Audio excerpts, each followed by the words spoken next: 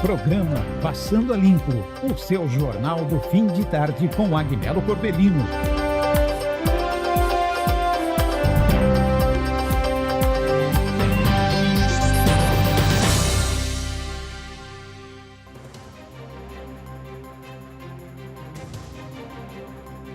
Boa tarde, Cuiabá. Boa tarde, Mato Grosso. Estamos juntos novamente através do programa Passando a Limpo. Lembrando que hoje é quarta-feira, chegamos na metade de mais uma semana. Anote aí, viu? Já é dia 24 de setembro do ano de 2025. Eu espero que o seu dia tenha sido maravilhoso, como foi o meu. E, por certo, a nossa noite também vai ser melhor ainda. Eu espero que você esteja muito feliz. Obrigado pela sua companhia. Programa de hoje imperdível, como sempre. E eu já quero começar chamando a sua atenção para a movimentação nas últimas 24 horas na área da segurança. Muito barulho, muito tumulto, muitas ocorrências. A violência não para no estado de Mato Grosso. Cidades como Sinop, Nova Mutum, Sorriso, cidade como Cuiabá, Várzea Grande, Barra do Garças, Rondonópolis, Primavera do Leste, movimentadíssima, mas não para por aí não. Nós temos visto também um volume, um aumento da insegurança em cidades pequenas como a Corizal, até mesmo aqui, próximo a nós, Jangada também, e outros municípios pequenos ou tidos como pequenos, mas também que apresentam volume de violência acima da média e da expectativa até então vista. Por isso já quero começar o programa chamando a sua atenção para o balanço policial desta quarta-feira aqui no Passando a Limpo. Acompanhe comigo.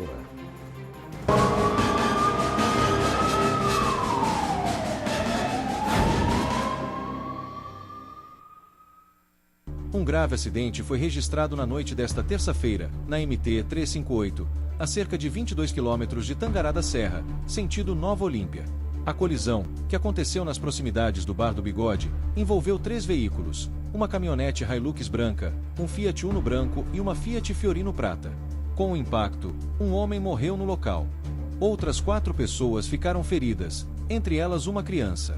Equipes do Corpo de Bombeiros e do SAMU foram acionadas e prestaram os primeiros atendimentos. 2 ambulâncias, das unidades Alfa e Bravo, foram enviadas para o resgate. Entre os feridos, estavam 2 homens, uma mulher e uma criança. Segundo informações preliminares, um dos homens e a mulher apresentavam apenas escoriações leves. Os demais foram atendidos no local e encaminhados ao hospital. Devido à gravidade do acidente, a Polícia Militar, Polícia Civil, Politec e o Instituto Médico Legal também estiveram na rodovia, realizando os procedimentos de praxe, incluindo perícia e remoção do corpo.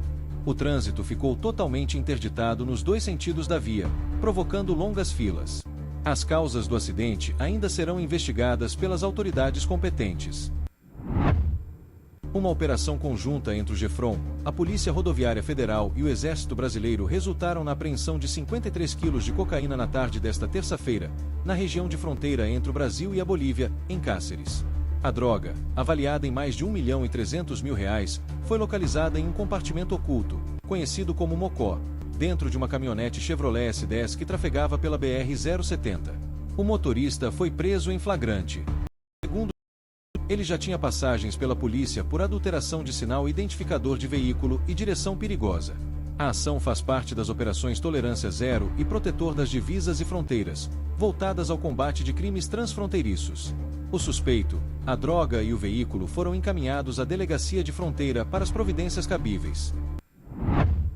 Uma tentativa de furto foi frustrada em uma loja no centro de Nova Mutum, em Mato Grosso. 2 homens, vestidos de forma discreta, entraram no estabelecimento e tentaram levar cerca de 110 peças do setor masculino, avaliadas em cerca de R$8.000.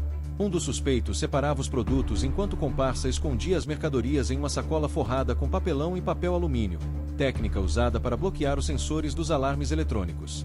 A ação foi detectada pela equipe de segurança, que acompanhou tudo pelas câmeras de monitoramento e interveio antes que os homens conseguissem sair com os produtos.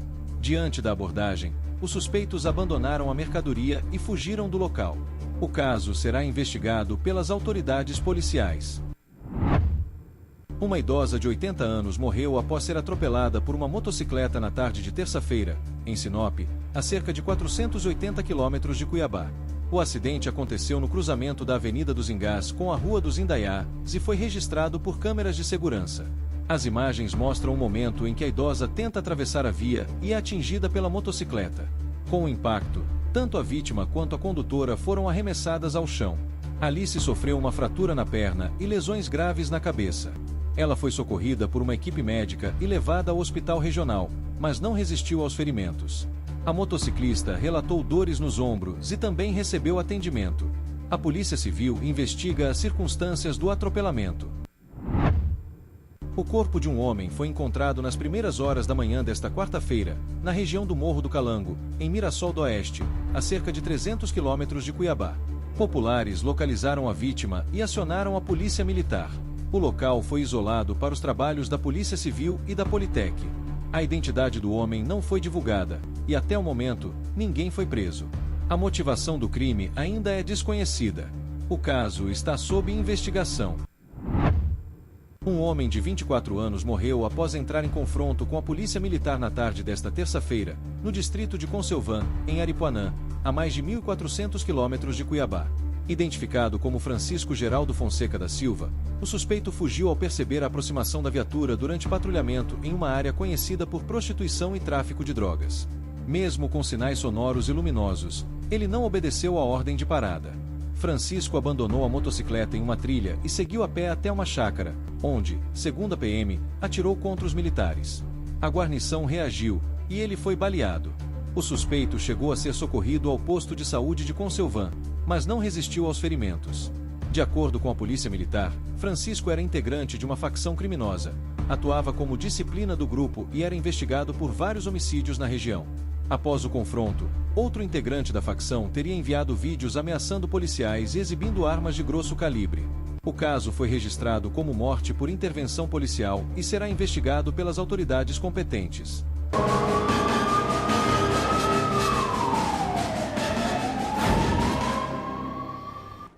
Obrigado pelas informações. Olha, eu quero falar com você, deixa eu chamar a sua atenção para essa cena que eu vou mostrar para você aqui agora. Ocorrida lá em Sinop. Eu quero a cena desse menino empinando motocicleta e as imagens aí do dia. É a primeira. Dá uma olhada nessas imagens aqui, porque uma câmera de segurança flagrou o momento em que o motociclista fazendo o grau. O que é fazendo o grau? É empinando a motocicleta. Ele provoca um acidente e acaba fugindo sem prestar socorro. Isso aconteceu na Avenida André Maggi, lá na cidade de Sinop. A vítima, uma mulher que também conduzia a motocicleta, ela foi socorrida pelo Corpo de Bombeiros, que estava ali por perto. Enquanto o suspeito se entregou horas depois na delegacia. Ele foi para a delegacia depois e acabou se entregando. Agora dá uma olhada nessa caminhonete aí.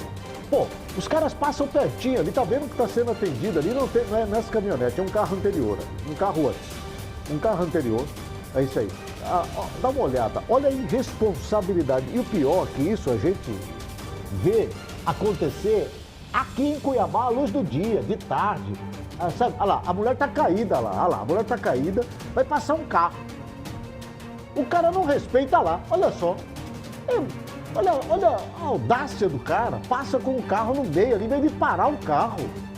Tá vendo o acidente, viu o acidente, aí vem a caminhonete para, obviamente, para se colocar à disposição da socorrista ali, do bombeiro militar, né? Porque foi um acidente muito feio, muito grave. E nas imagens é possível ver que o suspeito que conduzia a motocicleta Yamaha faz manobras perigosas e ao ultrapassar ali os veículos, ele choca com a moto que estava à frente, perde o controle e, infelizmente, a batida foi inevitável. Inevitável. Em seguida, o rapaz se levanta, verifica a sua motocicleta. No boletim de ocorrência, ele afirma que fugiu sem prestar socorro do local. Medo de sofrer, sabe, algum tipo de ameaça. No local, o dono da moto que causou o acidente compareceu e disse que havia emprestado o veículo para um amigo e que este foi quem informou sobre o acidente. O dono da moto, então, foi encaminhado à delegacia. Na unidade, o amigo que foi o responsável pelo acidente também compareceu. Ele disse que saiu do local para buscar atendimento médico na UPA do André Maggi. Conversa fiada, mentira. O suspeito estava com um corte na perna e alegava dores nas costelas. Ele foi liberado e foi encaminhado para o Hospital Regional lá de Sinop. Não há informações sobre o estado de saúde da mulher. A motocicleta da vítima foi liberada para o esposo dela e já a moto causadora do acidente foi apreendida pela polícia, né? E, obviamente, agora vai aguardar o término das investigações. Agora, é uma irresponsabilidade tamanha. Na semana passada, eu estava dirigindo ali pela Avenida Arquimedes Pereira Lima, a Estrada do Moinho, durante o dia, por volta ali, quero crer ali, talvez 1h30, 2 horas da tarde, 14 horas aproximadamente, quando um motoqueiro, com uma mochila dessas de entregador, ele simplesmente, ao se colocar do lado do meu veículo, ele empina a moto e sai com ela, assim, 1h30 da tarde. 13h30, 14 horas, não sei, e sai empinando a moto ali na Estrada do Moinho, em plena semana, uma avenida movimentada. Isso acontece em todos os lugares, à luz do dia, a qualquer momento. É muita irresponsabilidade. Graças a Deus, a mulher teve ferimentos, mas não corre risco de morte. Olha, a polícia deflagrou ontem a Operação Scutton para cumprimento de 30 mandatos contra integrantes de um grupo criminoso instalado na cidade de Campo Verde e responsável por diversos crimes, inclusive extorsão a comerciantes ali da região.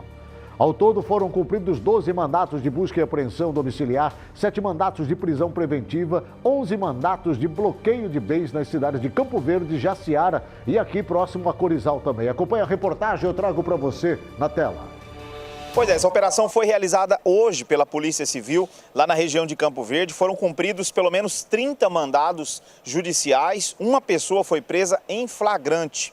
Os mandados foram cumpridos nas cidades de Campo Verde, Jaciara e Acorizal. Os principais alvos eram bandidos de facções criminosas que estavam realizando extorsão em comerciantes lá na região. O delegado Felipe Pinho, delegado de Campo Verde, falou um pouco mais sobre essa operação. Vamos ouvir. Essa é uma operação que ela pretende continuar, é uma meta, é uma diretriz governamental combater a extorsão aos comerciantes, principalmente nessa modalidade de taxa de segurança, né? Pois isso assola de segurança não tem nada e assola quem trabalha o comércio, quem trabalha dignamente, sendo obrigado a pagar sob pena de sofrer represálias, furtos, roubos e até mesmo outros tipos de ações criminosas em seus comércios. Então, nós vamos continuar seguindo, terão outras fases dessa operação. Ela já vem deflagrada de uma operação anterior que visava também combater a organização criminosa, mas em outro sentido. E agora nós aguardamos, esperamos o resultado de toda essa coleta probatória que foi feita hoje para poder darmos andamento e, quem sabe, aí deflagrarmos ainda esse ano uma nova fase dessa operação. Tá, então, lembrando, como disse o delegado, extorsão a comerciantes e eles cobravam, em média, de R$100 a R$600 de cada comerciante por mês, mais uma ação aí da Polícia Civil que integra o programa Tolerância Zero contra as facções criminosas aqui no governo do estado. Volto com você ao estúdio. Israel, muito obrigado aí pelas informações. Olha, falando ainda de operação, a Polícia Civil de Mato Grosso deflagrou nesta quarta-feira a Operação Interfracto, com o objetivo de desarticular também uma facção criminosa atuante em Nova Lacerda, município que fica aproximadamente 550 quilômetros aqui de Cuiabá. A ação resultou no cumprimento de 12 mandatos judiciais e na prisão de 8 suspeitos, além da apreensão de drogas, armas e materiais ligados ao crime organizado. Traz a matéria para mim, coloca no Passando a Limpo. 12 mandados judiciais nessa operação realizada lá na cidade de Nova Lacerda. É mais uma ação de combate às facções criminosas das forças de segurança aqui de Mato Grosso, realizada pela Polícia Civil. E a gente conversou inclusive com um delegado responsável por essa operação, um delegado lá de Comodoro, e ele deu mais detalhes sobre a operação. Vamos ouvir. A facção criminosa local atuava mediante extorsões da população local que estavam com muito medo de expor a situação, assim realizando denúncias anônimas. Chegou-se a identificação de 4 membros e mais outros em que foram cumpridas mais de 12 ordens judiciais para desconstituir o crime organizado no local. Além das extorsões, foram identificadas a prática de tráfico de drogas na modalidade delivery. integrantes da facção vinham integrando as drogas, se disfarçando de um serviço de delivery de marmitas no local. Tá aí lembrando que o programa Tolerância Zero do governo do estado tem inclusive o Disque Extorsão. É mais uma ferramenta para que a população que está sofrendo com esse tipo de crime possa denunciar sem se identificar. Então, através do 181 ou pelo site da cesp.mt.gov.br, você consegue também denunciar esses bandidos. Volto com você ao estúdio. Mais uma vez aí pela sua participação aqui no programa Passando a Limpo. Olha, são 17 horas e 19 minutos, 17 e 19. Eu vou fazer o seguinte, eu vou para um rápido intervalo comercial, mas é rápido mesmo, tá? E volto falando sobre a votação que aconteceu hoje no Congresso Nacional em Brasília, dentro da Comissão de Constituição e Justiça do Senado da República, que rejeitou por unanimidade a PEC da blindagem. Alguns falam da bandidagem. Daqui a pouco, logo após o intervalo comercial, eu volto falando sobre esse assunto. Fique comigo aqui no Passando a Limpo, que volta já.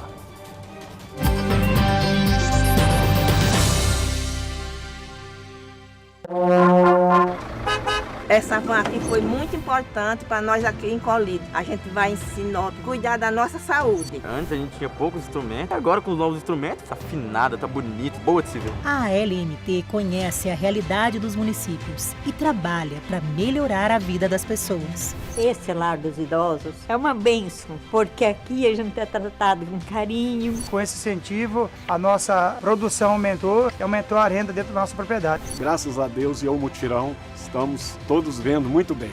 Depois dessa cirurgia bariátrica, minha vida mudou 100%. Hoje eu sou uma pessoa muito mais feliz. Minha cirurgia foi uma benção, foi rápido, fila zero. Essas e outras ações que chegam até a população são realizadas por meio das emendas parlamentares. Com apenas 2% de recursos do Estado, a LMT transforma a realidade dos municípios. Assembleia Legislativa, unindo vozes, fortalecendo cidades. Que é isso? Olha! Mamãe! Eu quero água, mamãe! Tô no escuro, mamãe! Mas eu não fico sem água, não! Olha isso, mamãe! Olha isso, papai! Isso é novidade! Achadinhos na TV! Essa pra você! Nós temos vários copos, várias cores. Pode ligar a produção, obrigado! Porque aqui é assim, é na prática, é na hora. Marmitas de vários tamanhos e modelos, tá bom? Pra você poder comprar com toda a sua família. Olha esse carrinho aqui! Gente, eu não tô passando o preço aí, porque eu tô fazendo um geral aqui pra você acompanhar essa semana, que eu tô indo pra São Paulo já, essa semana, comprar mais produtos, tá? Trazer mais produtos pra vocês, novidades. Olha esse carrinho aqui. E o que tem esse carrinho dos outros carrinhos? Ó, muita novidade. Levar água e saneamento para tanta gente é um desafio. É tarefa para quem sai de casa quando dia é noite. Para quem faça chuva ou faça sol, tá lá fazendo. Para quem sabe que por trás de cada obra existe uma torneira abrindo e a poluição dos rios sumindo. O desafio é grande, mas nossa dedicação é maior, porque nosso tratamento é feito de gente. Águas Cuiabá. E aí, gurizada? Olha que voo lindo, seu mano! Aquapark Pantanal! Venham, gente! Venham desfrutar da piscina de onda, criançada! Que é esse, gurizada? Vem pro Aquapark, seu mano! Aquapark Pantanal, pertinho de você!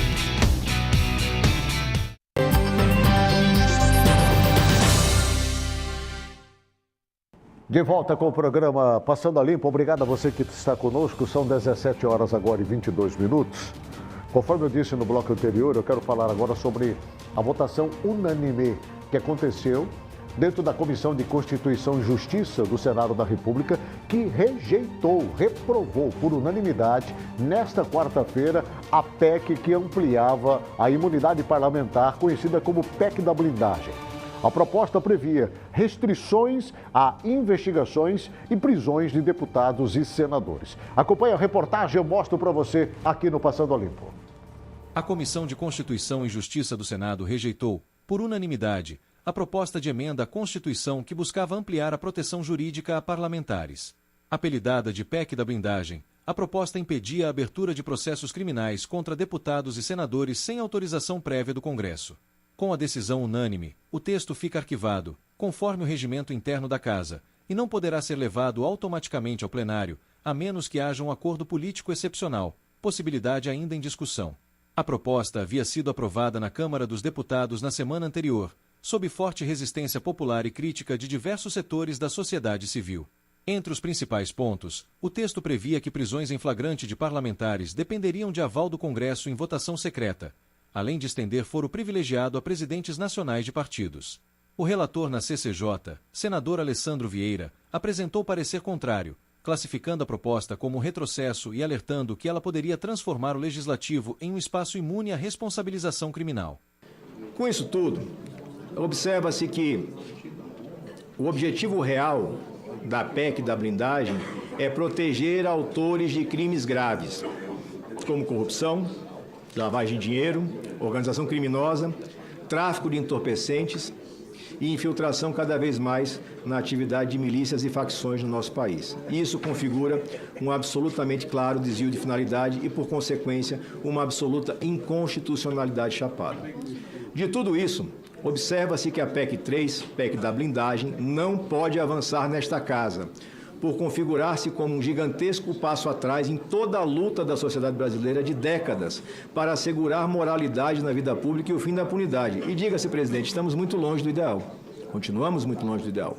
A corrupção e a impunidade ainda permeiam a sociedade brasileira. Não podemos confundir prerrogativas com proteção àquele que comete crimes. A sociedade brasileira grita no sentido diametralmente oposto, ou seja, ela almeja o fim da impunidade, como as amplas manifestações públicas sinalizaram no último domingo. A PEC enfrentou resistência também dentro do Senado.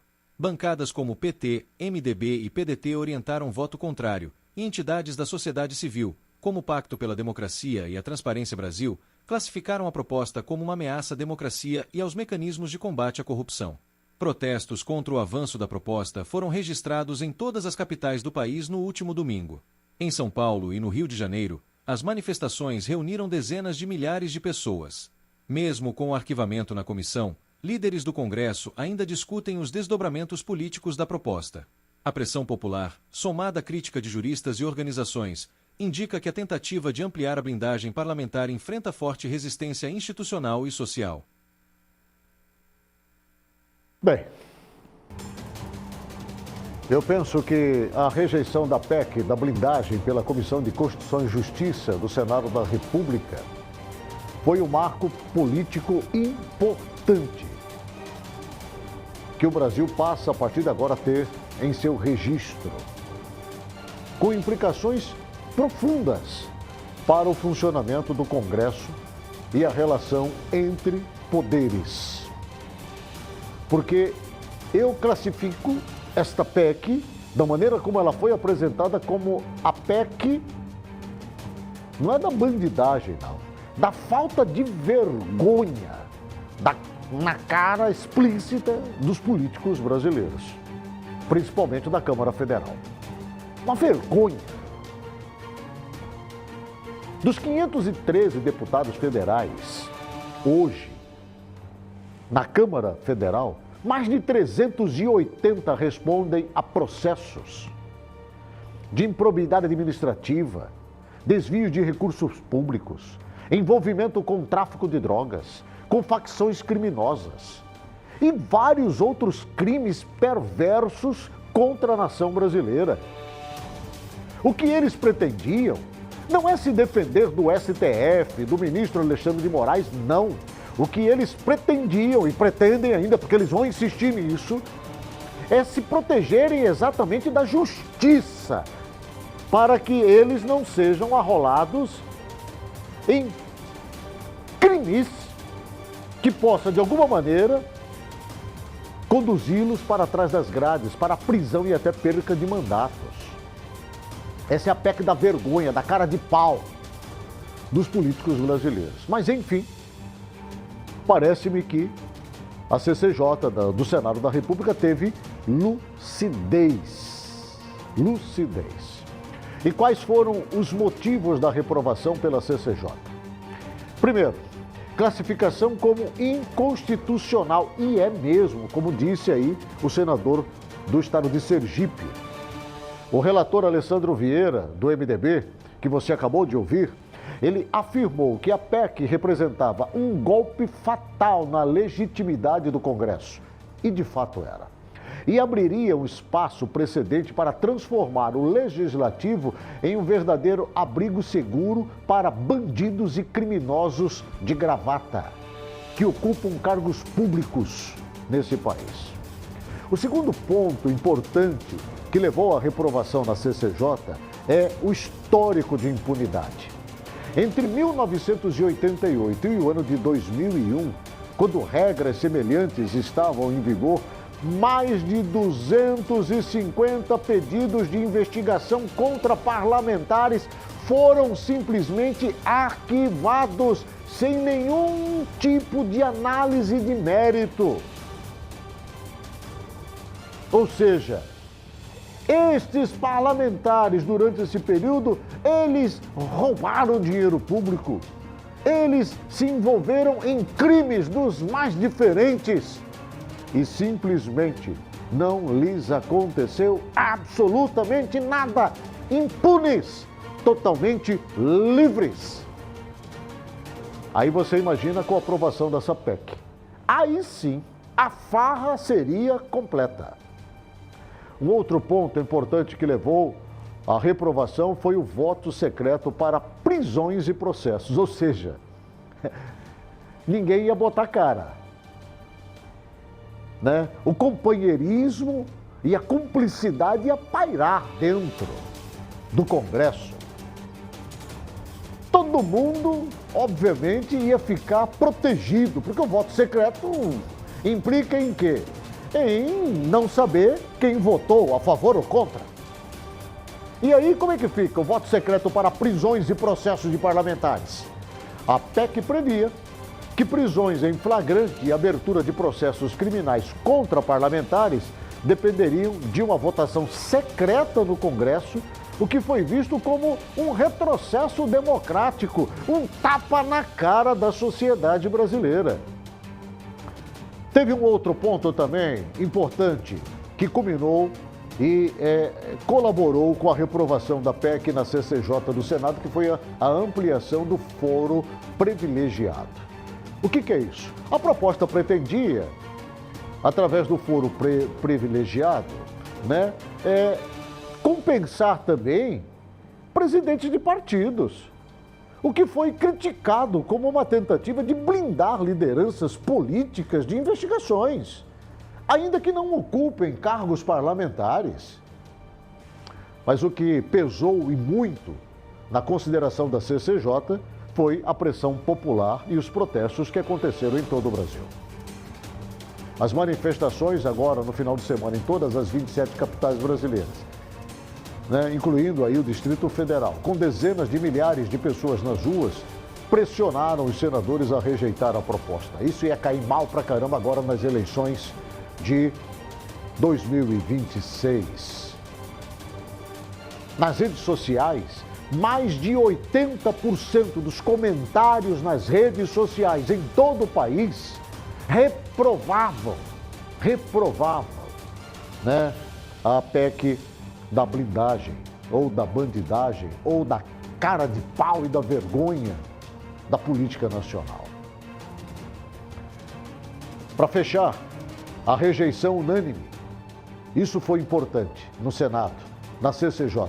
Todos os 26 senadores da CCJ, da Comissão de Constituição e Justiça, votaram contra a PEC, incluindo membros de partidos como PL e Partido dos Trabalhadores, que haviam apoiado ou se dividido na Câmara Federal. Enfim, repercussões políticas e sociais, claro, sempre. Arquivamento imediato, não tenho dúvida. O presidente do Senado, Davi Alcolumbre, determinou o arquivamento da PEC sem levá-la ao plenário, já que a rejeição unânime na CCJ impede recursos regimentais. E claro que isso causou um fortalecimento da sociedade civil, A mobilização popular foi decisiva. Senadores reconheceram que a pressão das ruas foi essencial para barrar a proposta e a pressão também nas redes sociais. Todos eles foram cobrados maciçamente pelos seus eleitores e simpatizantes. Agora, as críticas à Câmara dos Deputados, essa é imensa. A aprovação anterior da PEC na Câmara, com 353 votos favoráveis, gerou um desgaste político e pedidos públicos de desculpa por parte de alguns deputados. Foi vergonhoso o que aconteceu. Agora, claro que existe a divisão entre parlamentares. Apesar de alguns senadores bolsonaristas defenderem a PEC como proteção contra abusos do STF, a rejeição foi ampla e transversal entre partidos. E o reforço da legitimidade do Senado, acho que foi um ponto alto também dessa discussão. Porque a decisão foi vista como uma resposta institucional firme contra tentativas de ampliar privilégios políticos, o que é um absurdo nesse país, fortalecendo a imagem do Senado durante a opinião pública. Por fim, eu considero que a decisão do Senado da República, através da CCJ, foi acertada. Acertada. Porque político bandido que cometer crime nesse país tem que ir para trás das grades. Ele não é melhor do que ninguém. Aqui nesse país prende-se preto, branco, pardo, pobre, miserável, favelado. E por que é que não pode prender deputado federal? Por que é que não pode prender senador da República? Por que é que não pode prender agentes públicos? Eles não são diferentes de nós. E não podem ter um tratamento diferente do nosso. Aliás, se eles estão lá, foi porque nós os colocamos. É a nós que eles têm que defender e não a eles próprios e seus interesses escusos, sombrios. Porque, para pensar, se essa PEC é aprovada, as facções criminosas iam soltar fogos, comemorar com champanhe, vinhos e tudo que tem de direito.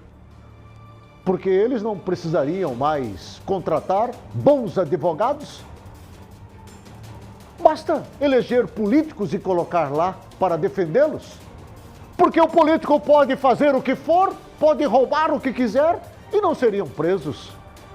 Olha que grande negócio nós veríamos acontecer nesse país se as facções criminosas já ocupam aquele ambiente aos montes. Imagina com a PEC da blindagem, eles iam se sentir verdadeiramente em casa. E iam chamar o Congresso Nacional de meu.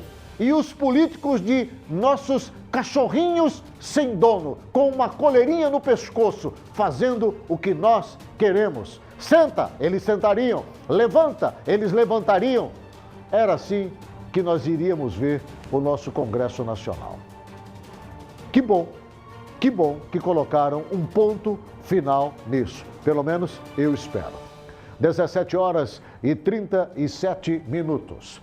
O presidente do Tribunal de Contas aqui de Mato Grosso, o nosso querido conselheiro Sérgio Ricardo, ele destacou a importância da inovação na atuação do controle externo durante o lançamento do livro de sua autoria, Defesa Recursal nos Tribunais de Contas, realizado ontem lá no Tribunal de Contas do Estado. A obra escrita pelo conselheiro Sérgio Ricardo aborda pressupostos e especificidades do direito processual de contas, explorando temas como os efeitos recursais, os prazos legais, os fenômenos de expiação do Estado e o conflito com o judiciário.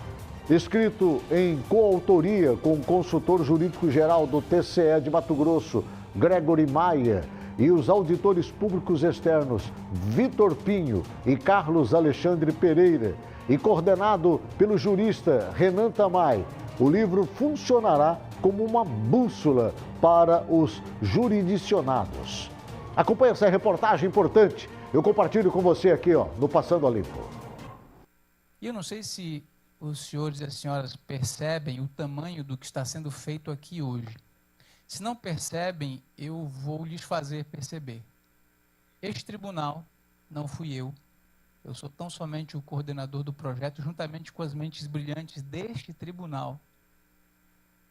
Foi o responsável, este tribunal, por inaugurar uma nova disciplina no direito. A fala do professor e organizador do livro, Renan Tamay, traduz a importância desta obra, a terceira de uma série de publicações que estão sendo feitas pelo TCE Mato Grosso e que reforçam a literatura acadêmica sobre os tribunais de contas, legislação específica, competências, enfim, o universo que envolve tudo o que diz respeito aos aspectos legais, formais, administrativos e compositivos das Cortes de Contas. Trabalho de vanguarda, destaca o presidente do TCE Mato Grosso, conselheiro Sérgio Ricardo, ele mesmo um dos autores do livro. Eu chamo esse de um livro de auxílio, um livro orientativo, uma bússola para os nossos jurisdicionados. É um livro que tem o objetivo de contribuir, de ajudar, de facilitar a vida de todo aquele que mexe com dinheiro público. Algo raro de se encontrar nas livrarias físicas ou virtuais, mas que tem sido feito pelo Tribunal de Contas. Lembram os auditores públicos externos do Tribunal de Contas de Mato Grosso, Carlos Alexandre Pereira e Vitor Pinho, também coautores do livro. Como um Tribunal de Contas tem uma sistemática própria, né, e algo inovador que não existe no mercado, nós juntamos todas as teses e lançamos esse livro inovador. Essa obra, é importante que se diga, ela foi inspirada pelo nosso presidente Sérgio Ricardo, né? Ele nos instigou e nos inspirou para fazer a obra, porque a obra é, acima de tudo, uma obra de utilidade social. Também contribuindo com estudos para este livro, o consultor jurídico-geral do TCE Mato Grosso, Gregory Maia, afirmou que o livro e o conjunto de títulos já publicados e a publicar são uma grande ferramenta para quem atua na seara do controle externo, seja conselheiro, servidor ou operador do direito. Trazendo sempre à tona questões práticas do dia a dia e questões comezinhas para quem está dentro de um processo de contas, né? Contraditório, ampla defesa, recursos. Então, acredito que seja uma obra que não é aplicável apenas para o Estado de Mato Grosso, que tem como um precedente o Código de Processo de Controle Externo, mas aplicável a todos os tribunais de contas do país. Coube ao professor do curso de doutorado, Renan Tamay, a missão de atuar como coordenador do livro. Na verdade, desta série de publicações que reforçam a literatura acadêmica sobre o Tribunal de Contas. Nós já estamos aí com 4 livros publicados, mas temos já no forno pelo menos mais uns 5 ou 6. Então será uma coleção, uma série que abordará do início ao final de um processo nos tribunais de contas. Basta que se adquira ou leia todos e certamente vai estar preparado para atuar em qualquer tribunal de contas com muita técnica e com muito preparo. O Procurador-Geral de Contas do TCE Mato Grosso, Alisson Alencar, afirmou que o tribunal, mais uma vez, abre caminhos para um maior entendimento acadêmico e científico do controle externo. Em suma, dos tribunais de contas. Leitura obrigatória para todos que atuam perante os tribunais de contas no Brasil. O presidente Sérgio Ricardo e o Tribunal de Contas de Mato Grosso, mais uma vez, estão de parabéns. Isso representa a convicção do Tribunal de Contas e do presidente Sérgio de que precisamos constantemente nos capacitarmos. O presidente da Associação Mato Grossense dos Municípios, Leonardo Bortolin, o deputado estadual Valdir Barranco, representando a Assembleia Legislativa, e o procurador-geral do Estado, Francisco Lopes, representando o governo de Mato Grosso, parabenizaram o presidente Sérgio Ricardo e os demais autores do livro por mais essa contribuição para o fortalecimento acadêmico e científico sobre os órgãos de controle externo e a atuação e suas funções sociais. Primeiro dizer que o Tribunal de Contas, mais uma vez, é pioneiro em lançar uma obra como essa, que leva, além do nosso presidente Sérgio Ricardo, a autoria também de grandes técnicos, como é o caso do Dr. Gregory, o Carlão, do Pinho, né, que são referências dentro do controle externo, como auditores e procurador hoje do tribunal. O título do livro, por si só, acho que já é esclarecedor. Eu quero ter a oportunidade hoje de adquirir o livro, de lê-lo, e quero recomendar a todos os gestores que possam lê-lo, porque isso com certeza vai ser não só esclarecedor, como vai apontar caminhos para as dúvidas que os gestores têm. Para nós, procuradores do Estado, é uma obra de extrema relevância. Nós que militamos no dia a dia, às vezes nós temos a carência de um tema, a carência dos recursos perante o Tribunal de Contas, que é exatamente o que nós fazemos também. Quando nós vamos fazer a defesa do Estado, precisamos saber dos recursos cabíveis, o momento, em qual decisão ele é cabível ou não é cabível, e essa obra nos dá esse direcionamento necessário.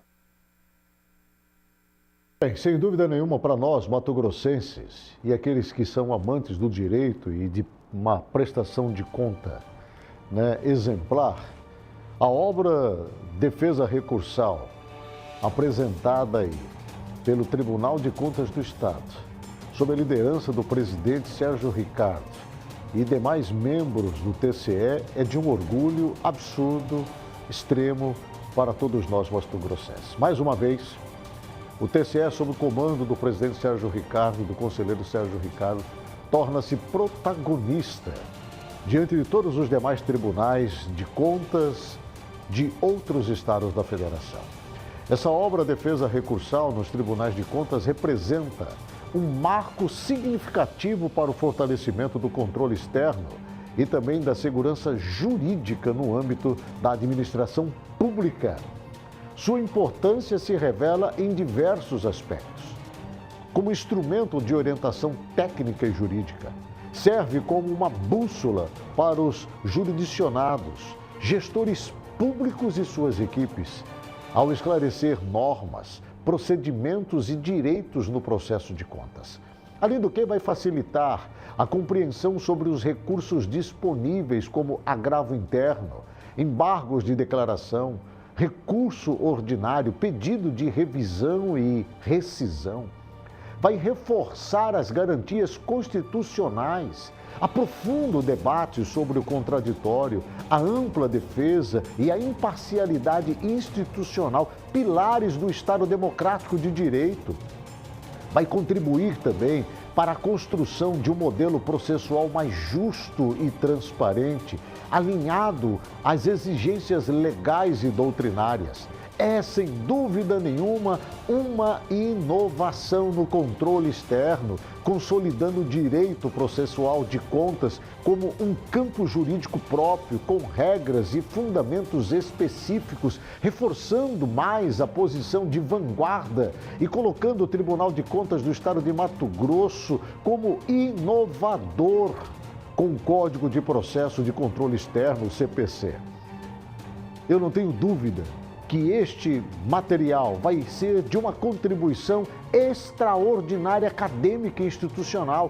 É o terceiro volume da coleção Direito Processual de Contas, voltado a advogados, servidores, estudantes e também pesquisadores. E vai promover o aprimoramento institucional e técnico dos tribunais de contas, com um impacto direto na qualidade das políticas públicas. Isso ficou evidente na fala de destaque do presidente do Tribunal de Contas do Estado de Mato Grosso, o conselheiro Sérgio Ricardo.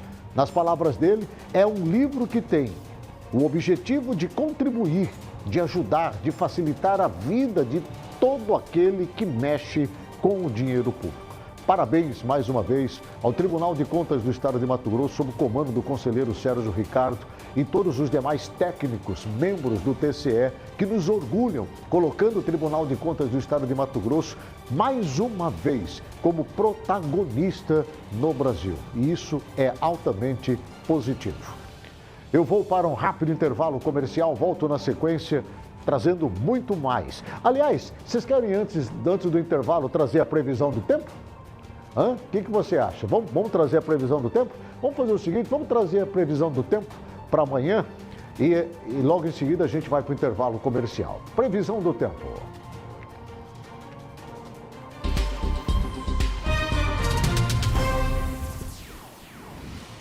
Segundo a meteorologia, amanhã Cuiabá terá temperatura máxima na casa de 35 graus, mínima de 24.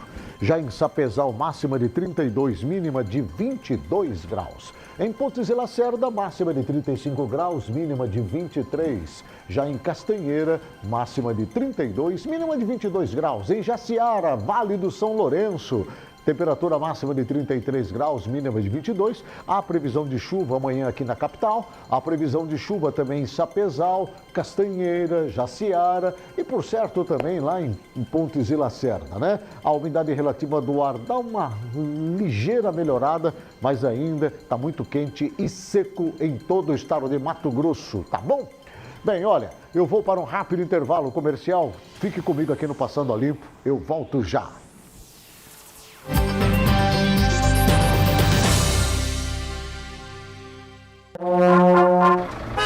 Essa van aqui foi muito importante para nós aqui em Colíder. A gente vai em Sinop cuidar da nossa saúde. Antes a gente tinha poucos instrumentos, agora com os novos instrumentos, tá afinada, tá bonito, boa de se ver. A LMT conhece a realidade dos municípios e trabalha para melhorar a vida das pessoas. Esse lar dos idosos é uma bênção, porque aqui a gente é tratado com carinho. Com esse incentivo, a nossa produção aumentou e aumentou a renda dentro da nossa propriedade. Graças a Deus e ao mutirão, estamos todos vendo muito bem. Depois dessa cirurgia bariátrica, minha vida mudou 100%. Hoje eu sou uma pessoa muito mais feliz. Minha cirurgia foi uma benção, foi rápido, fila zero. Essas e outras ações que chegam até a população são realizadas por meio das emendas parlamentares. Com apenas 2% de recursos do Estado, a LMT transforma a realidade dos municípios. Assembleia Legislativa, unindo vozes, fortalecendo cidades. Levar água e saneamento para tanta gente é um desafio. É tarefa para quem sai de casa quando o dia é noite. Para quem faça chuva ou faça sol, tá lá fazendo. Para quem sabe que por trás de cada obra existe uma torneira abrindo e a poluição dos rios sumindo. O desafio é grande, mas nossa dedicação é maior, porque nosso tratamento é feito de gente. Águas Cuiabá. 12 volts para você, olha só.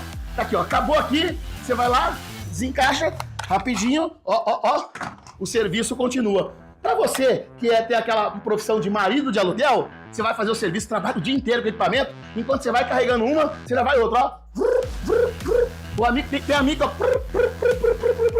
Tem amigo que cobra aí, ó, R$200 para fazer a manutenção, 150, 300, 500 para fazer a manutenção, arrumar alguma coisa na casa de quem não tem a ferramenta ou de quem não sabe fazer um certo serviço. Isso aqui é mais do que um presente, é um investimento para você e para sua família. Ricardo! E o preço? O preço é o mais barato do Brasil? Mais barato que a Shopee?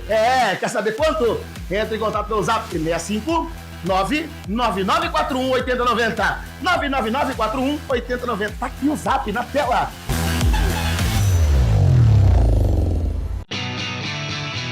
E aí, gurizada?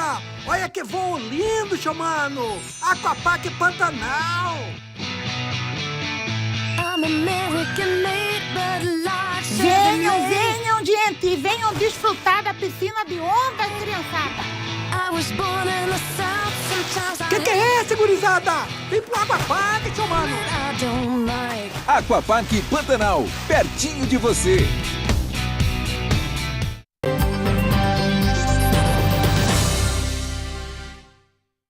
Está com o programa Passando a Limpo, são 17 horas e 52 minutos. Eu quero falar sobre a Santa Casa de Misericórdia, Hospital Estadual Santa Casa, aqui de Cuiabá, de Mato Grosso, essa casa bicentenária. O presidente do Tribunal de Contas do Estado, Sérgio Ricardo, afirmou que a eventual venda da Santa Casa de Cuiabá, atualmente em crise financeira, não será suficiente para cobrir as dívidas acumuladas, que ultrapassam 300 milhões de reais. A instituição segue em busca de alternativas para garantir a sua continuidade. A matéria eu quero compartilhar com você aqui, ó, na tela do Passando a Limpo.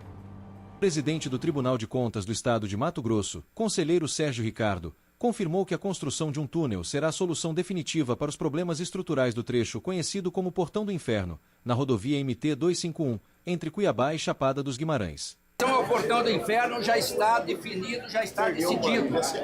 Vai ser a obra do túnel. Então, não há mais discussão, não há mais dúvida. O presidente do Tribunal de Contas do Estado de Mato Grosso, Sérgio Ricardo, comentou nesta terça-feira a situação crítica enfrentada pela Santa Casa de Misericórdia de Cuiabá. Em meio a uma grave crise financeira, a instituição tenta viabilizar a venda do imóvel onde funciona o hospital, como forma de aliviar o passivo acumulado. Inicialmente avaliado em R$70 milhões, o prédio chegou a ser ofertado em leilão por metade desse valor.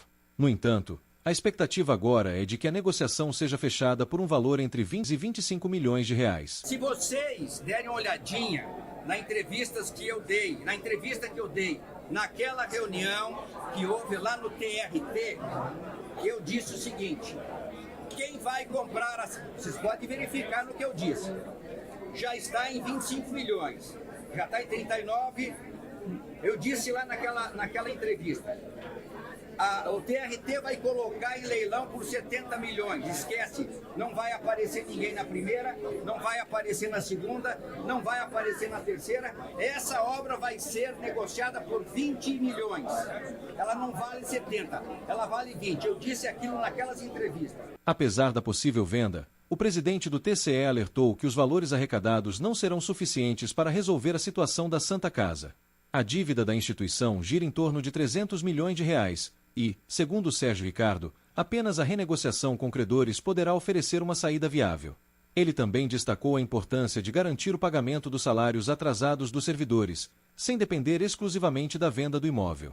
Há uns 300 milhões em dívidas, mas aí é uma outra história. Não tem jeito, não vai ser com a venda do imóvel que vai se conseguir pagar dos servidores. Terá que haver uma renegociação, enfim. É claro que os servidores que têm para receber, eles não podem deixar de receber. Mas não tem como fazer dinheiro com a venda da Santa Casa. São 300 milhões e a Santa Casa não vale.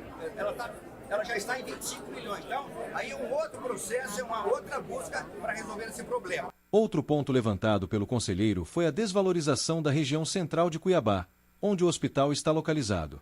Esse fator tem impacto direto na avaliação do imóvel.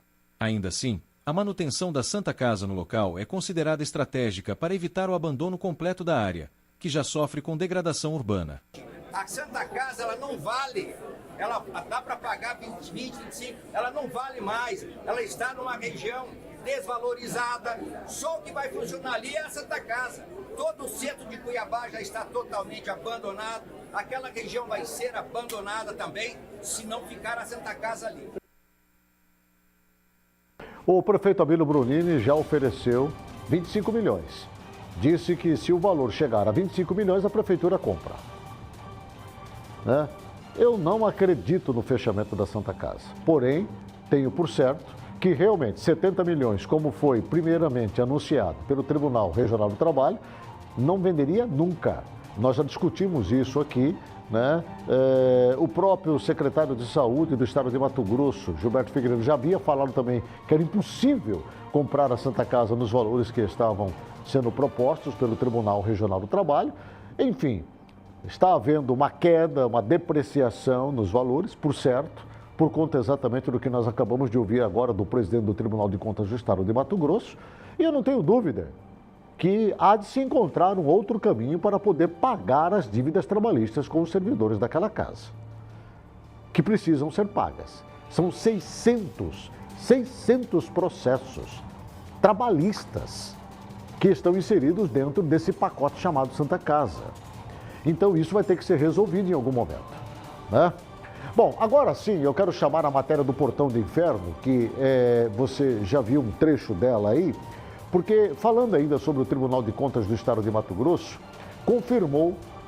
confirmou-se aquilo que já estávamos anunciando aqui, que é a construção de um túnel, né? E que, segundo o governo do Estado de Mato Grosso, é a solução definitiva para os constantes deslizamentos ali no trecho conhecido como Portão do Inferno, que dá acesso à Chapada dos Guimarães. Acompanhe a reportagem, vamos ouvir aí a fala novamente do presidente do Tribunal de Contas do Estado de Mato Grosso sobre a obra do Portão do Inferno.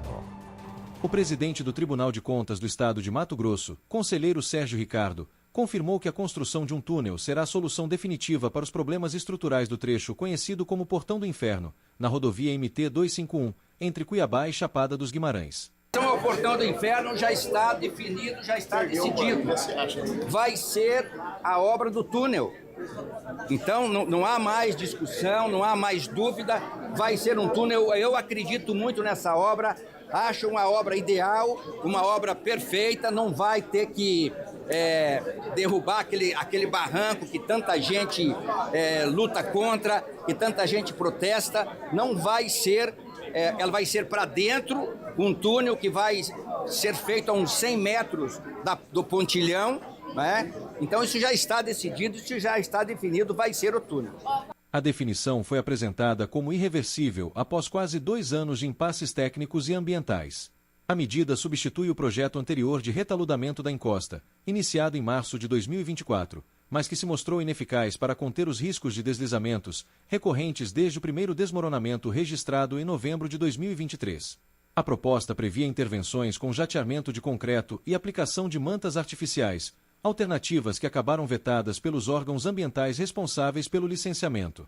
Com a inviabilidade do plano original, o projeto do túnel ganhou força como alternativa mais segura, eficaz e sustentável. A estrutura será construída a aproximadamente 100 metros do pontilhão e evitará a necessidade de desmatamento ou intervenções diretas no paredão rochoso, atendendo a critérios técnicos, ambientais e turísticos. O governo do estado já anunciou que deve lançar o edital de licitação da obra em outubro. No entanto, autoridades do Executivo admitem que a conclusão dos trabalhos pode ultrapassar o atual mandato do governador Mauro Mendes. Para o TCE, a construção do túnel representa uma solução definitiva para garantir a segurança dos usuários da MT 251 e preservar o potencial turístico e ambiental da região de Chapada dos Guimarães, um dos principais destinos do estado. Bem, nós vamos continuar, obviamente, acompanhando essa obra, o desenrolar dessa obra, o desfecho disso daí, que, por certo, vai se arrastar lá pelas bandas do ano de 2027. Não vejo nenhuma possibilidade dessa obra ficar pronta em 2026. Nós vamos vê-la, talvez, lá no segundo semestre de 2027. Até lá, muita coisa pode acontecer, até desmoronamentos também. Bem, eu quero falar sobre o serviço de limpeza lá em Várzea Grande, que deu o que falar nessa semana, viu? Cerca de 150 trabalhadores da empresa terceirizada Eletroconstro protestaram na Câmara Municipal de Várzea Grande nesta terça-feira, denunciando demissões em massa, salários atrasados e falta de pagamento das verbas rescisórias. O ato ocorre em meio ao encerramento do contrato da empresa com a prefeitura e denúncias de irregularidade. Acompanhe a reportagem, eu trago para você aqui no Passando a Limpo. Cerca de 150 trabalhadores da empresa terceirizada Eletroconstro realizaram um protesto na manhã desta terça-feira, durante sessão na Câmara Municipal de Várzea Grande. O grupo denunciava demissões em massa e atrasos salariais, além do não pagamento das verbas rescisórias. Hoje nós estamos aqui manifestando a demissão de 150 funcionários.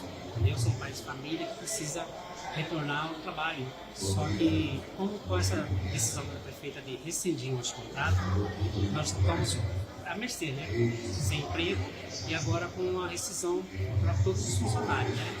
E como a prefeita, ela deve 4 meses, a prefeitura deve 4 meses, vou falar assim, a prefeita, né? Mas ela que está no cargo hoje, então ela representa esses 4 meses aí de repasse para a empresa, para que possa ser feito esse acerto com os funcionários, né? E com a nova empresa que está entrando também, se puder, né, nos auxiliar aí, esses pais de família para estar sendo transferido para lá, né, indicando a gente para trabalhar nessa nova empresa, seria muito importante. Por quê? Até porque a empresa, ela está com salário em dias, né, mas a gente teme que a prefeitura não repasse e nós ficaremos à mercê, né, sem receber essa decisão. A Eletroconstro, responsável pela limpeza urbana do município, teve o contrato encerrado de forma antecipada pela Prefeitura em agosto, apesar da validade prevista até novembro. Desde então, não houve nova licitação para o serviço, o que agravou a situação dos trabalhadores, que alegam estar sem renda e sem garantia de indenizações trabalhistas. O impasse ganhou repercussão após a empresa afirmar que o município estaria com repasses em atraso, referentes aos meses de novembro e dezembro de 2024, ainda na gestão anterior e ao mês de agosto deste ano. A alegação foi feita por representantes da Eletroconstro e endossada por parlamentares municipais. Por outro lado, a Prefeitura nega qualquer pendência financeira com a empresa. Em nota, informou que todos os pagamentos de 2025 estão quitados e afirmou que os termos contratuais foram cumpridos. A gestão municipal também declarou que pretende realizar uma contratação emergencial nos próximos 60 dias e que irá solicitar que ao menos 70% dos trabalhadores da antiga prestadora sejam absorvidos pela nova empresa. Enquanto isso, ex-funcionários seguem em casa, aguardando orientações para cumprimento do aviso prévio. Muitos relatam dificuldades financeiras e insegurança sobre o futuro. A crise envolvendo a Eletroconstro ocorre em meio a uma série de denúncias. A empresa foi alvo da Operação Sócio Oculto, deflagrada pelo GAECO, e atualmente está em processo de recuperação judicial. Em 2024, declarou ter dívidas trabalhistas superiores a R$2 milhões. Bem, ao longo dessa semana, por conta dessa manifestação dos trabalhadores injusta, porque eles estão com salários atrasados, ninguém explicou para eles o que realmente está acontecendo. Há inúmeras reclamações com relação a uma mudança prevista pela própria administração municipal de Várzea Grande, sabe, sem sequer fazer um pregão. Aliás, eu recebi uma fala do presidente Vanderlei Cerqueira, da Câmara Municipal de Várzea Grande, que para mim foi uma declaração de guerra contra a gestão municipal da prefeita Flávia, o que para mim estava pacificado na relação prefeitura e Câmara Municipal, prefeita Flávia Moretti e presidente Vanderlei Cerqueira. Parece-me que depois do que nós vimos na última terça-feira, ontem, e a fala que eu vou colocar para você aqui agora, do Vanderlei Cerqueira, para mim azedou tudo novamente. Tudo novamente. Pode abrir, inclusive, a imagem para mim aqui, por favor, do Vanderlei? Isso. Solta esse vídeo aqui, acompanhe a fala do presidente da Câmara Municipal de Várzea Grande com relação a essa situação envolvendo esses trabalhadores desta empresa terceirizada chamada Eletroconstro, que foi o motivo de todo esse protesto. Na tela. Cumprimentar todos os funcionários aqui da Eletroconstro, tá? E dizer que aqui nós estamos fazendo a coisa certa. Porque aqui eu estou fazendo pregão eletrônico, não é pregão presencial não, né, doutor Ismael? Aqui a transparência, Calixto, aqui a transparência está sendo aplicado, tá? Porque aqui é pessoa séria que está no comando desta casa aqui. Chega de ata, chega de adesão, chega! Já estou cansado, cara. Todo dia é só problema nessa cidade. É só notícia no VG Notícia, rapaz. De primeiro damo. Ah, chega, meu pessoal, vamos ter vergonha na cara. Eu já estou cansado. Só que eu vou fazer cumprir a lei aqui em Várzea Grande. Chega, não tem como fazer ata emergencial, não. Tem que fazer licitação. Quem ganhar, ganhou. Não pode colocar mais uma ata milionária. Isso aí nós não vamos aceitar, seu Lucas. Está lá em Brasília, está fazendo o quê em Brasília, Lucas? Esse pessoal aqui, tudo desempregado, e Vossa Excelência em Brasília, meu amigo. E não adianta me ameaçar por celular, não, Lucas. Tá? Que na gestão passada, Vossa Excelência me ameaçou por celular. Mas eu ia responder para você na tribuna desta casa, porque eu sou muito homem, Lucas. E vou fazer cumprir a lei nesta cidade, tá? Como o meu varão fala, né? Meu amigo Caio Cordeiro. Vamos fazer cumprir a lei, Caio. Não pode, 155 pai de família, está desempregado agora final do ano. Não serve mais, aí traz uma ata lá de Goiás, já está trazendo empresa de Goiás para... brincadeira, né, pessoal? Brincadeira. Eu também não estou mais aguentando, não, tá? Essa noite eu acordei 3h30 da manhã, mas estou estudando. Estudando. Aqui no meu celular, líder, aqui no meu celular já tem a Alocar, estou estudando todo o contrato da Alocar parece que também já vai tirar Locar, também já vai fazer outro contrato milionário, outra ata milionária. Chega de ata milionária, tem que fazer pregão eletrônico. E quem ganhar, ganhou. Tá? Quem ganhar, ganhou, Frávia. Falou? Chega de ata milionária. Tem que fazer pregão eletrônico. E eu vou cobrar. Se tirar eletroconsto, tem que fazer pregão eletrônico. Quem ganhar, ganhou. Obrigado e tenha um bom dia. Olha, esse recado foi direto para a prefeita Flávia Moretti, de Várzea Grande. Eu penso que essa situação faz com que, nesse momento, haja um rompimento entre a Câmara Municipal de Várzea Grande e o Paço Municipal. Aquilo que parecia estar tranquilo, de forma democraticamente equilibrada, parece-me que dessa vez rompeu-se novamente e de uma forma mais dura. Porque quando o presidente Vanderlei Cirqueira diz chega, não aguento mais, é porque ele está dizendo assim, não quero mais ficar jogando para debaixo do tapete os erros que estão sendo cometidos pela administração municipal. A partir de agora, não haverá mais nenhum tratamento que não seja de cobrança e de exigência, que tudo seja feito de forma clara, transparente, coisa que, segundo o presidente da Câmara Municipal de Várzea Grande, não está acontecendo dentro da administração. Isso é muito sério, muito grave, infelizmente. Infelizmente.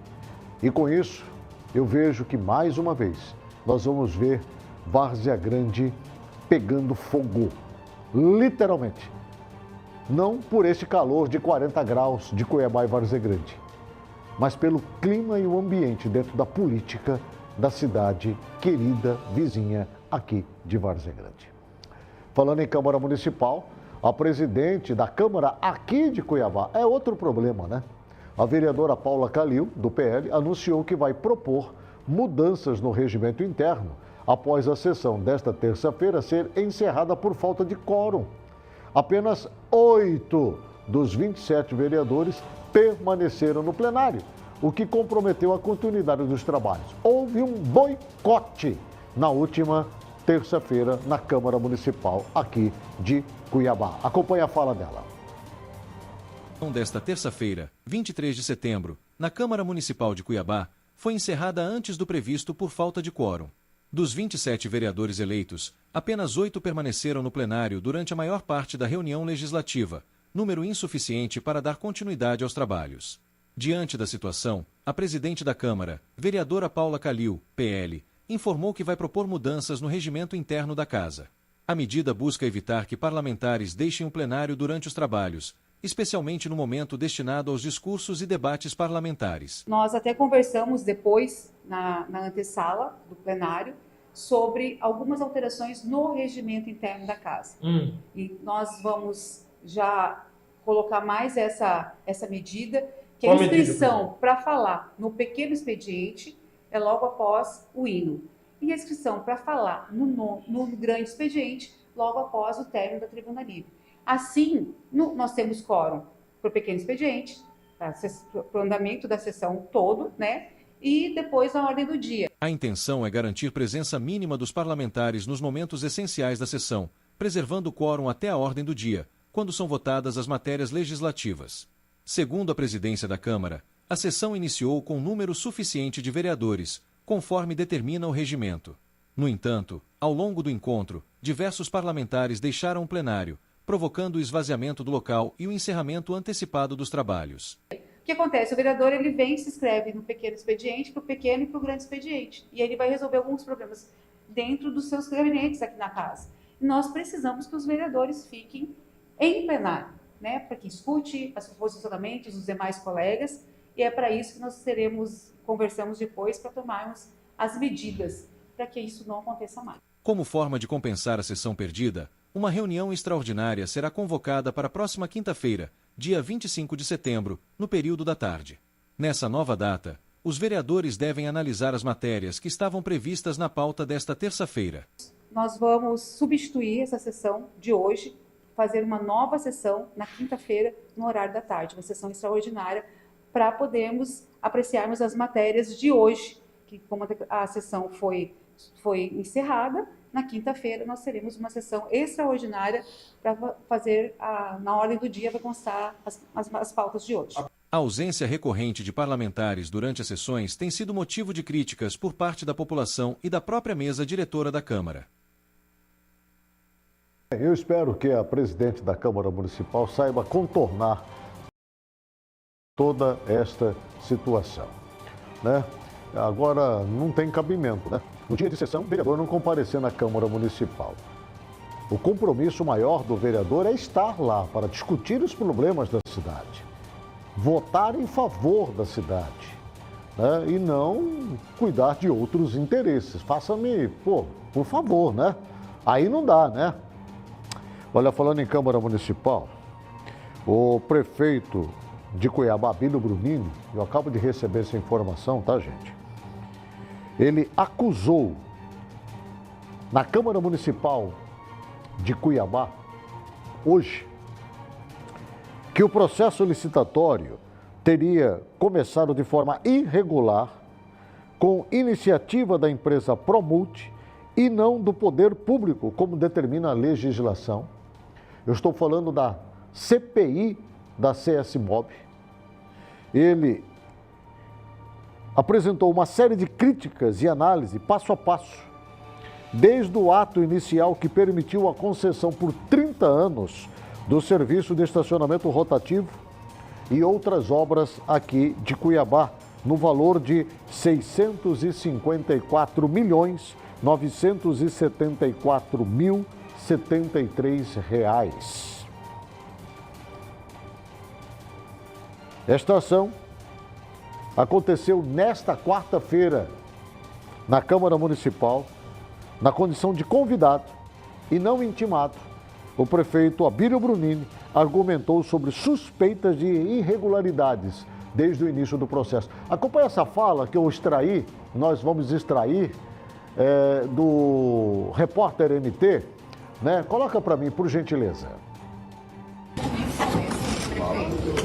Contrato, processo capa a capa, as provas de algumas questões que nós vamos apontar aqui sobre uma possível direcionamento de contratos, favorecendo a pessoa que ganhou o contrato numa licitação que só teve um concorrente, numa proposta que só teve uma apresentação e num processo que não estava legitimado pela lei no processo inicial, e a gente vai apresentar sobre isso. O senhor acha que representa a empresa, prefeito? Não ter mandado um representante, o que representa isso? A apresentação. A empresa não veio ninguém? Não veio, mandaram uma nota atacando. Veio o advogado deles? Falou que o senhor está fazendo coisas midiáticas. Ah, é? Então era a hora deles virem aqui falar contra ponto, ao vivo. Era hora de ir na frente todo mundo rebater minhas conversas. Prefeito, isso não prejudica a sua vinda aqui sem a presença de um representante da empresa? Não tem problema não, nós podemos encontrar no Poder Judiciário, vai ter vários lugares para a gente conversar com eles. Com esse arcabouço aí de provas, prefeito, então quer dizer que o relatório vai ter que ser refeito, né? Relatório qual? O relatório final da CPI. Ah, mas o relatório só faz depois de ouvir todo mundo, né? Exatamente. Não tem relatório. O senhor falou que esses documentos, eles comprovam o favor. Gente, deixa a gente apresentar, vocês vão entender, aí a gente dá a entrevista, senão acaba que eu faço uma participação na entrevista.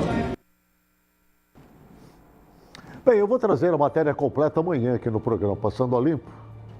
E você vai entender exatamente o que é que o prefeito Abílio foi fazer hoje, quarta-feira, na Câmara Municipal, participar da CPI da CS-MOB, numa convocação que lhe fora feito, um convite que lhe fora feito para estar lá pelo vereador Dilemário Alencar do União Brasil, depois que o prefeito Abílio Brunini disse que a CPI da CS-MOB estava bola murcha, ou seja, não estava conseguindo progredir, avançar, e ele até desconfiou do trabalho da CPI da CS-MOB, que tem como presidente o Rafael Ranalli, do PL, que ficou descontente pra caramba com a fala do prefeito Abílio na semana passada e que, a partir daí, culminou com o convite ao Abílio para estar nesta reunião da CPI para, obviamente, se manifestar e dizer por que é que ele desconfiou dos trabalhos da CPI da CS Imóvel. Amanhã eu trago todas essas informações aqui no programa, tá? Eu quero falar agora de uma fala interessante da vereadora Michele Alencar. Eu até peço, por favor, aí colocar essa matéria para mim, se não me engano é 13 ou 14, é a vereadora Michele Alencar. Aí na sequência aí, a vereadora Michele Alencar criticou a falta de diálogo entre a direção estadual do União Brasil e os filiados em Mato Grosso, apesar de evitar ataques diretos ao governador Mauro Mendes, presidente da sigla aqui no estado. A parlamentar apontou falhas na articulação política e cobrou maior transparência na construção das estratégias para as eleições de 2026. A matéria eu coloco para você na tela do Passando a Limpo. Vereadora de Cuiabá, Michele Alencar, criticou a condução interna do União Brasil em Mato Grosso, apontando a ausência de diálogo entre a direção partidária e os filiados. Embora tenha evitado direcionar as críticas diretamente ao governador Mauro Mendes, que preside o partido no estado, as declarações expõem insatisfação com a gestão política da legenda tanto no diretório estadual quanto nos regionais. O diálogo dentro do meu partido é ruim. Por parte de quem? Por parte da liderança, por parte de todos que estão na liderança, precisam melhorar esse diálogo. Penso que o diálogo precisa melhorar e melhorar muito. Nós temos uma falha no partido. Em seu segundo mandato, Michele destacou que tem mantido fidelidade ao partido desde 2020, mas observa a falta de posicionamentos claros em relação a temas estratégicos, como a formação de chapas para as eleições de 2026. Sou uma vereadora extremamente partidária, desde que vim para a política não mudei de partido, mas realmente o diálogo dentro do meu partido é ruim. Segundo ela, essa ausência de articulação prejudica o planejamento político, especialmente para os detentores de mandato e lideranças do interior do estado. Apesar das críticas, a vereadora reconheceu o esforço de algumas lideranças da sigla, como o deputado estadual Dilmar Dal Bosco e o senador Jaime Campos, que vem atuando de forma mais próxima da base e demonstrando abertura ao diálogo. Hoje eu tenho aí uma proximidade de alguém que começou a fazer esse diálogo, que é o deputado Dilmar Dal Bosco, que inclusive assim, tem feito isso de forma brilhante. Começou agora, tem 2 semanas que ele me procurou e ele, não falei com mais ninguém, então eu quero atribuir ao deputado Dilmar esse elogio de ser um deputado que busca as bases, conversa, dialoga, mas o partido não é feito de uma pessoa só, né? A presidência do partido está deixando a desejar. Precisa melhorar. A insatisfação da vereadora reflete um momento de tensão interna no União Brasil, que, apesar de ocupar cargos estratégicos, ainda enfrenta desafios para consolidar sua estrutura partidária com foco nas eleições de 2026. Bem, deixa eu fazer aqui um breve histórico envolvendo a vereadora Michele Alencar. É a vereadora de segundo mandato. Ela já declarou aqui, sentado bem aqui assim, no programa Passando ali, porque ela é candidata, é uma pré-candidata a disputar uma vaga na Assembleia Legislativa. Tem todas as condições para isso. Ela foi eleita a primeira vez como vereadora com apoio do governador do estado de Mato Grosso, da primeira-dama do estado de Mato Grosso, a senhora Virgínia Mendes, que a tinha como uma candidata excepcional e assim ela foi vitoriosa na campanha. Só que antes de terminar o primeiro mandato, a vereadora Michele, ela teve um problema sério com a primeira-dama, que simplesmente a abandonou nas eleições para a sua candidatura à reeleição. E ela perdeu o apoio do governo, perdeu o apoio da primeira-dama e foi buscar apoio do senador Jaime Campos, que o apoiou. E ela é grata a isso aí. Pois muito bem, agora, com essa fala dela, fica evidente o desgaste dela com o grupo do governador Mauro Mendes.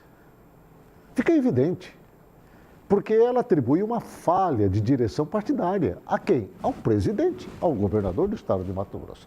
Essa fala repercutiu muito mal para a Michele dentro do governo. Tem muita gente que está irado com ela e eu vejo que ela vai ter muita dificuldade para poder encontrar uma vaga dentro desse processo eleitoral. Eu vejo essa dificuldade, né? Agora, quem sabe o Wilson Santos, que tem uma visão mais ampliada, pode destrinchar isso daí. Mas que a Michele atacou duramente, né, o comando do Partido do União Brasil e do governador, que é o governador Mauro Mendes, isso ela fez. Fez. Porque a pergunta foi muito clara, né? Está deixando muito a desejar. Resta saber como é que foi a repercussão disso lá dentro do União Brasil. Bom, talvez o Wilson Santos, na sequência do programa, possa explicar melhor isso daí. Bom, eu vou ficando por aqui, agradecendo a você pelo carinho da sua audiência, da sua companhia nessa tarde e noite aqui na TV Mato Grosso. Na sequência vem chegando o programa Wilson Santos com muitas informações e eu não tenho dúvida que vai ser mais um programaço aqui no canal 27.1. A você, muito obrigado, boa noite, espero encontrá-los amanhã aqui no mesmo canal. Shalom!